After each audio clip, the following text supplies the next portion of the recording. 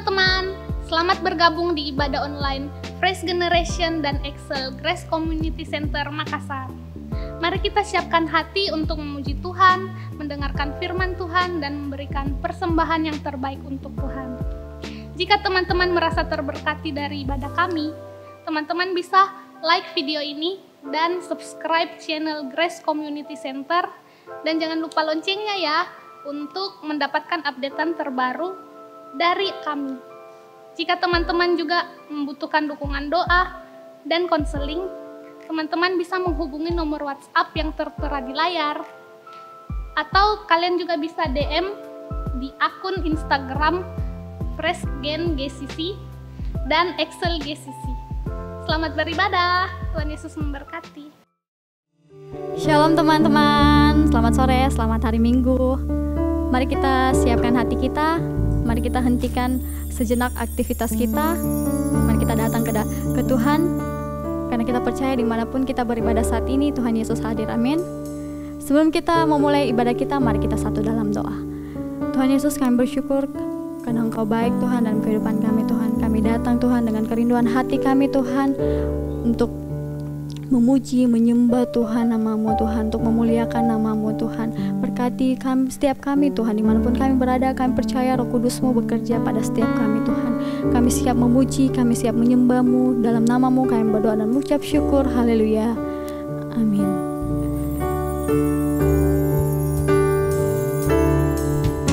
Satu hal yang ku rindukan, ya Tuhan, selalu berada di dekat-Mu dengan segenap hati, dengan segenap jiwa. Ku menanti di hadirat-Mu, ya Tuhan.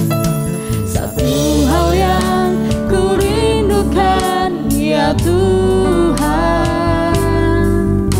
selalu berada di dekat-Mu dengan segenap hati, dengan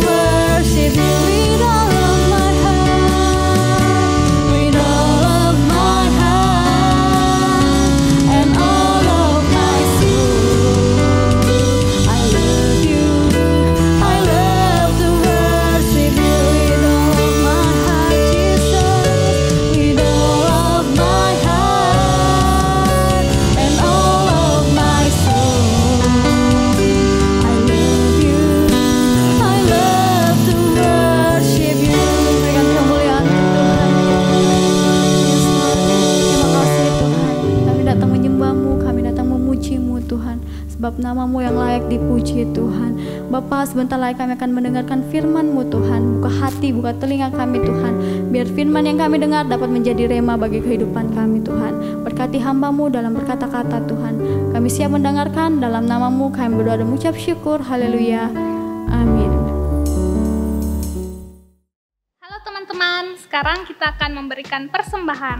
Untuk teman-teman yang ingin memberikan persembahan, kalian bisa memberikan persembahan melalui rekening gereja yang tertera di layar. Untuk itu, mari kita satu dalam doa. Bapa, kami bersyukur Tuhan atas berkat-Mu Tuhan sepanjang hari ini Tuhan. Sebentar lagi kami akan memberikan persembahan, Engkau yang memberkati persembahan kami, biar apa yang kami berikan bisa menjadi berkat bagi gereja kami. Terima kasih Bapak, ini doa kami berdoa dan mengucap syukur. Haleluya.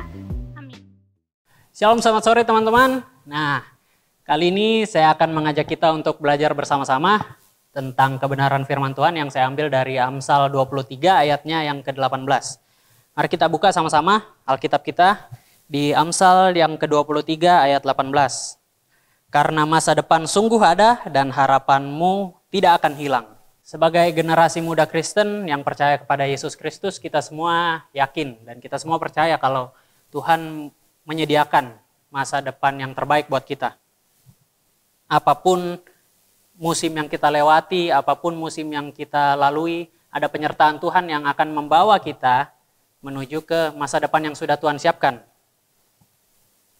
Ya, pasti kita akan menemukan masalah dalam kehidupan kita. Pasti kita akan menemukan banyak rintangan, banyak pencobaan dalam kehidupan kita. Tapi itu semua adalah proses yang Tuhan pakai untuk membawa kita semakin hari semakin naik level, semakin hari meningkatkan kualitas hidup kita, kualitas iman kita kepada Tuhan. Dan juga setiap orang punya masalahnya masing-masing. Setiap orang punya masalah yang berbeda-beda. Tuhan memberikan masalah kepada A seperti ini dan kepada B seperti ini. Dan tidak semuanya sama. Semuanya punya prosesnya masing-masing. Tapi yang penting adalah sebenarnya bagaimana kita meresponi proses yang Tuhan berikan itu, yang Tuhan siapkan buat kita. Nah, seperti yang saya bilang tadi, proses ini sangat penting dan bagaimana kita meresponinya itu bisa dikelompokkan ke dalam beberapa kelompok nih. Jadi kita bisa membedakan orang-orang yang meresponi proses Tuhan ke dalam 3 kelompok yang saya bagi seperti ini. Yang pertama itu adalah the quitters. Jadi kelompok ini adalah kelompok yang tidak berani melangkah, kelompok yang terlalu banyak berpikir sebelum memulai sesuatu, takut, ragu-ragu, mungkin karena apa ya? Iya, mungkin karena overthinking itu sendiri. Mungkin karena terlalu banyak melakukan persiapan sampai akhirnya bahkan dia tidak mengambil langkah itu sendiri gitu. Dia tidak memulai apa-apa gitu, tidak berbuat apa-apa. Nah, orang ini biasanya akan mudah sekali kecewa saat ada masalah sedikit, mulai menyalahkan Tuhan, mulai, aduh Tuhan kenapa saya sih Tuhan, kenapakah selalu masalah yang ada dalam kehidupan saya. Nah, merasa dia dikorbankan, merasa Tuhan tidak sayang sama dia, dan lain-lain. Mulai baper dan akhirnya meninggalkan Tuhan. Lalu ada golongan yang kedua, yang disebut dengan the campers, atau apa ya, tukang kemah, tukang tenda. Nah, golongan ini sebenarnya sedikit lebih baik daripada kelompok yang pertama tadi, karena mereka punya keberanian untuk memulai, dan bahkan mereka bekerja keras untuk menyelesaikan apa yang dia mulai gitu. Cuman yang menjadi masalah adalah mereka melakukan itu bekerja keras hanya sampai pada titik tertentu. Sampai pada titik tertentu di mana mereka mulai mengalami berkat Tuhan, di mana mereka mulai terpenuhi keinginannya gitu kan. Maka mereka mulai nyaman, mereka mulai stuck dan mulai mendirikan dalam tanda kutip tenda-tenda mereka masing-masing. Sesuai dengan posisi mereka.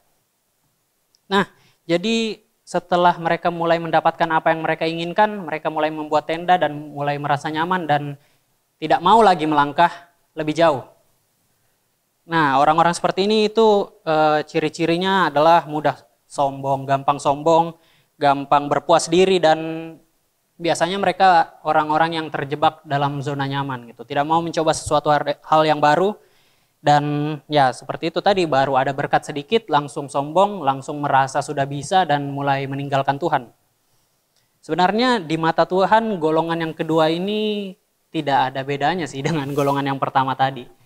Nah, baru kita akan masuk ke dalam golongan yang ketiga. Golongan yang ketiga ini saya sebut the climbers atau tukang panjat. Tapi bukan tukang panjat sosial ya.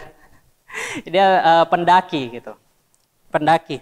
Nah, golongan yang ini adalah orang-orang yang terus berani mendaki semakin hari ke tempat yang lebih tinggi.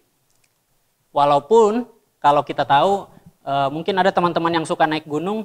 Kalau kita naik gunung itu semakin tinggi kita, maka semakin susah buat kita bernafas karena kadar oksigen semakin berkurang, terus tekanan udara juga semakin tinggi yang bikin sakit telinga ya, bikin telinga rasanya mau pecah gitu ya kan. Jadi sebenarnya mendaki ke tempat yang lebih tinggi itu tidak mudah gitu untuk dilakukan. Tapi para pendaki ini mau berjuang untuk terus mendaki semakin hari ke tempat yang lebih tinggi. Nah, orang-orang ini tidak akan mogok karena masalah, mereka tidak akan menyerah karena ada masalah dalam kehidupannya. Dan kalaupun ada berkat yang mereka alami, yang Tuhan berikan buat mereka, mereka tidak menjadi nyaman dan mulai berpuas diri. Tapi mereka akan terus berkembang, mengembangkan kemampuan mereka. Nah, jadi saya ajak kita semua untuk ayo sama-sama kita semakin hari, yuk kita belajar menjadi orang-orang seperti ini. Menjadi para pendaki yang yaitu semakin hari semakin berjuang dan tidak cepat berpuas diri gitu. Dan kita percaya saat kita melakukan yang terbaik, saat kita berjuang untuk mendaki yang lebih, ke tempat yang lebih tinggi, meningkatkan level iman kita ke level yang lebih tinggi, memang susah, memang sulit, dan memang mungkin kita akan mengalami sakit. Tapi in the end, di puncaknya nanti kita akan merasa sangat puas, sangat lega, dan ya kita akhirnya mendapatkan janji yang Tuhan berikan buat kita, yaitu masa depan yang baik. Nah, lalu bagaimana caranya kita bisa mendapatkan janji Tuhan itu? Nah, paling tidak ada 3 hal yang kita mau pelajari bersama-sama. Yaitu yang pertama adalah kita harus punya komitmen untuk menantikan waktu Tuhan. Pengkhotbah 3 ayat 1 berkata demikian. Mari kita buka sama-sama Pengkhotbah 3 ayat 1. Untuk segala sesuatu ada masanya. Untuk apapun di bawah langit ada waktunya. Nah, di Pengkhotbah 3 ini sendiri sebenarnya membahas ya segala sesuatu, pokoknya untuk ini ada waktunya, untuk masalah ada waktunya kita senang, ada waktunya kita sedih, dan lain-lain. Jadi begitu juga dengan masa depan yang Tuhan janjikan, semuanya ada waktunya, semuanya sudah Tuhan siapkan, tinggal kita menantikan waktu Tuhan itu untuk terjadi dalam kehidupan kita. Nah, dan menunggu ini bukan sebuah hal yang mengenakan, tidak ada orang yang suka menunggu, ya kan? Semua atau anak muda suka bilang butuh kepastian, ya kan? Tidak ada yang suka menunggu, tapi inilah salah satu bagian yang perlu kita lewati gitu dalam kehidupan kita, yang perlu dijalani untuk oleh setiap orang. Dan perlu kita ketahui kalau menunggu itu bukan berarti kita berdiam diri saja, tidak berbuat apa-apa. Tapi ya sembari kita menunggu, sembari kita menantikan janji Tuhan, maka kita harus yaitu mengupgrade diri kita, meningkatkan kemampuan. Saya rasa saat pandemi ini banyak dari kita yang punya waktu luang lebih banyak karena mostly kegiatan kita dilakukan di rumah, ya kan?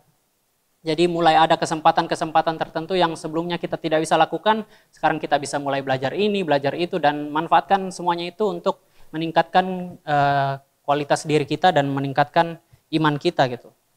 Teruslah upgrade diri, apapun yang bisa kita lakukan, hal positif yang bisa kita lakukan, yuk mari kita upgrade diri kita sama-sama. Karena pada saat nanti waktu Tuhan akan digenapi dalam kehidupan kita semua sudah siap untuk mendapatkan janji Tuhan itu.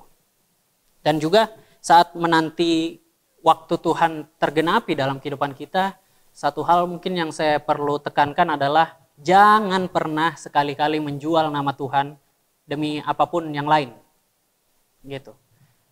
Ya kadang manusia tergiur dengan iming-iming atau janji-janji dari manusia lain, kan, dari orang yang bilang, ikut mau ke saya, ikut sama saya akan kasih kok ini. Saya mau bilang jangan pernah tukarkan Yesus dengan apapun juga yang manusia bisa janjikan buat kita. Karena ya itu, mungkin kita bisa mendapatkan kepuasan yang sementara, tapi kita menukarkan kekekalan untuk kepuasan yang tidak seberapa itu, teman-teman.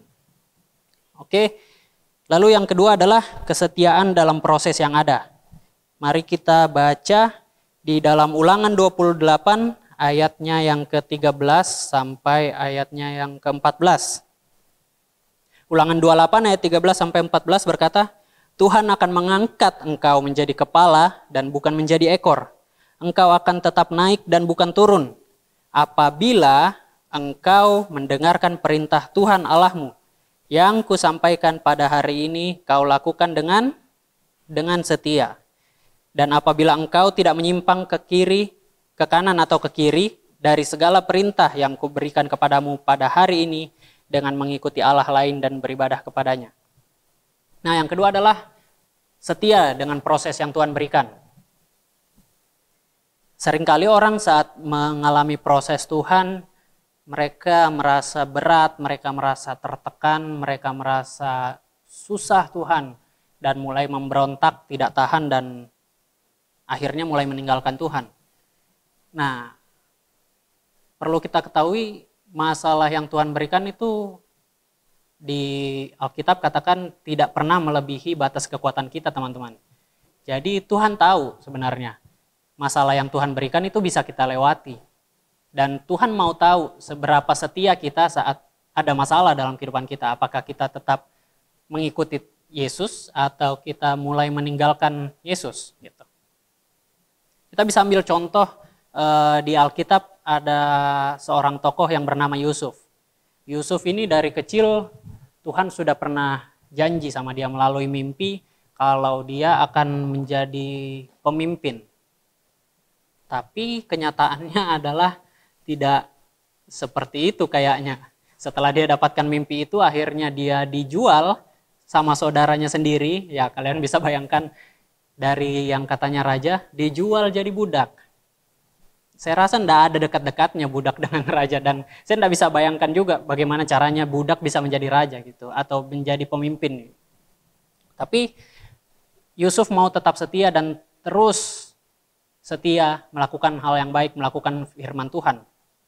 Sampai akhirnya berbagai proses yang dia lalui, menjaga kekudusan, sampai dia bertemu dengan istri Potifar, dan ya dia tetap menjaga kekudusannya, dan akhirnya singkat cerita dia menjadi pemimpin seperti yang Tuhan janjikan di Mesir. Jadi proses Tuhan memang kadang tidak sesuai dengan apa yang kita bayangkan.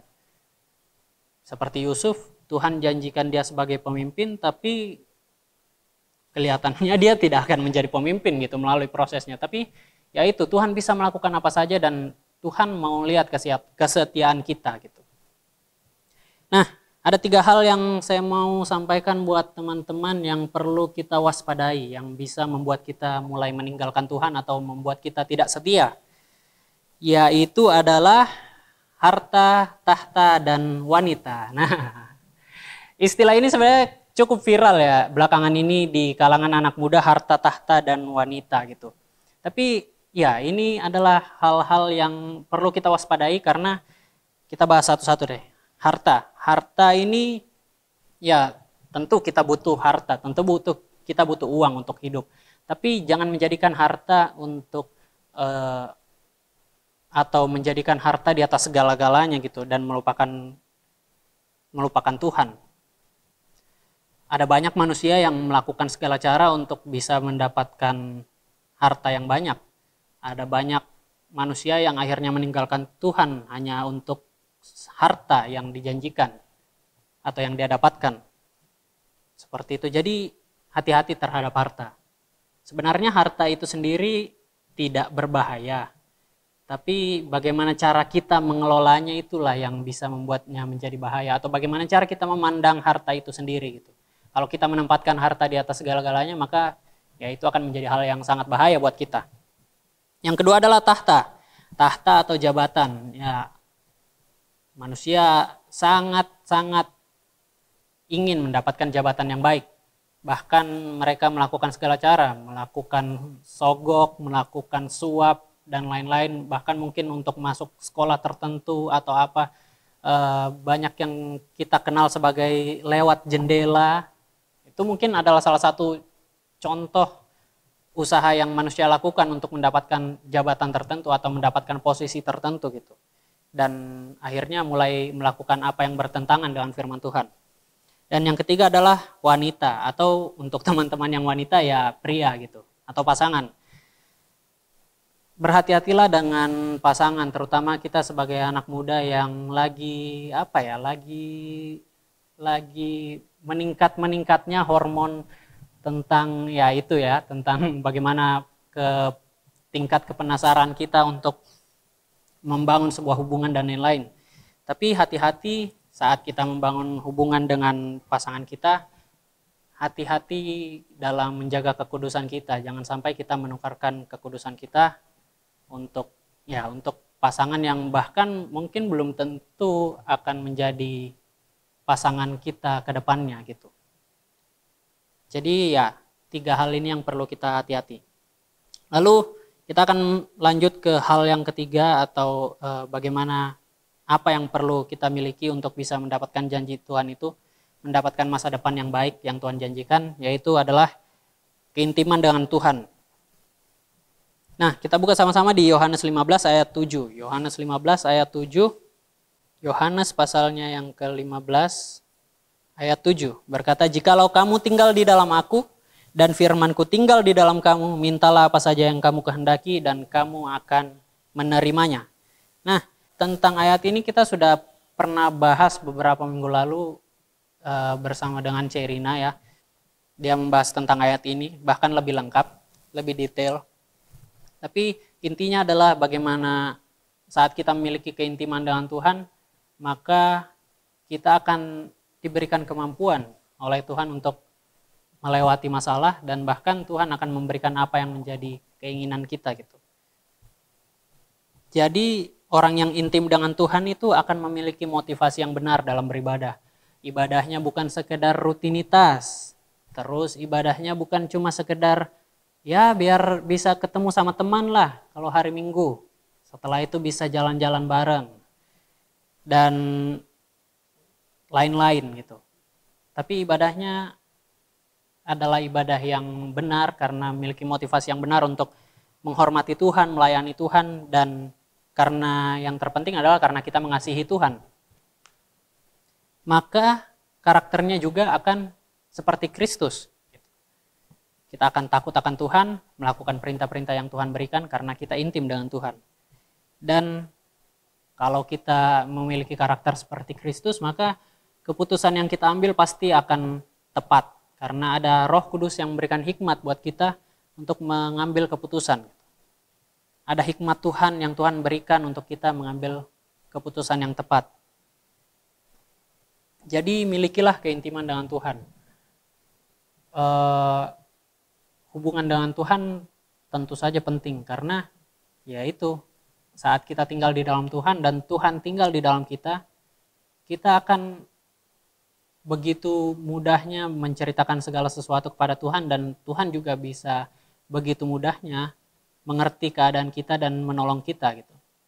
Teman-teman kalau punya sahabat atau punya pacar mungkin ya yang sudah sangat dekat gitu, bahkan ada beberapa sahabat atau pacar kita yang kita belum bilang apa-apa, dia sudah tahu apa yang kita perlukan gitu. Ya kurang lebih seperti itu dengan Tuhan. Saat kita intim dengan Tuhan, kita punya hubungan yang baik, hubungan pribadi kita dengan Tuhan, maka Tuhan akan menolong kita dalam setiap proses yang Tuhan berikan untuk akhirnya mencapai janji Tuhan yang Tuhan janjikan buat setiap kita, yaitu masa depan yang baik. Oke, jadi kurang lebih itulah yang kita bisa pelajari sama-sama pada kesempatan kali ini, bagaimana bisa mendapatkan janji Tuhan, yaitu yang pertama, komitmen untuk menantikan waktu Tuhan. Milikilah komitmen untuk menantikan waktu Tuhan. Lalu yang kedua, kesetiaan dalam proses yang Tuhan berikan. Dan yang terakhir adalah milikilah keintiman dengan Tuhan. Temukanlah panggilanmu, apapun yang Tuhan panggil untuk kamu lakukan, kejarlah itu, lakukanlah itu, dan yakinlah kalau Tuhan sudah menyiapkan yang terbaik untuk masa depanmu. Tuhan Yesus memberkati, mari kita sama-sama berdoa. Tuhan, kami mengucap syukur Tuhan, sebab Engkau Allah yang sungguh baik. Engkau telah menyiapkan, Engkau telah menyediakan yang terbaik buat kami Tuhan dalam masa depan kami Tuhan. Maka dari itu Tuhan, kami tidak mau menyia-nyiakan Tuhan Yesus janji-Mu. Kami mau melakukan yang terbaik Tuhan Yesus untuk mendapatkan janji-Mu itu Tuhan. Biar janji-Mu itu tergenapi dalam kehidupan kami. Kami menjadi anak-anak yang takut akan Engkau, memiliki karakter seperti Kristus, dan bahkan kami boleh menjadi pengaruh buat orang-orang di sekitar kami Bapa. Terima kasih Tuhan, kami mengucap syukur. Kami sudah belajar bersama-sama hari ini Tuhan Yesus, biar kiranya Roh Kudus-Mu yang terus Tuhan Yesus mengingatkan firman ini dalam hati kami, dalam kehidupan kami selanjutnya. Berkati setiap kami Tuhan, dalam setiap pekerjaan, dalam setiap apa yang kami lakukan, studi kami, sekolah kami Tuhan Yesus, pekerjaan kami Tuhan, semuanya Tuhan Kau yang buat berhasil dan boleh menjadi berkat buat setiap kami Bapa. Terima kasih Tuhan, di dalam nama Tuhan Yesus Kristus kami mengucap syukur dan berdoa. Haleluya. Amin.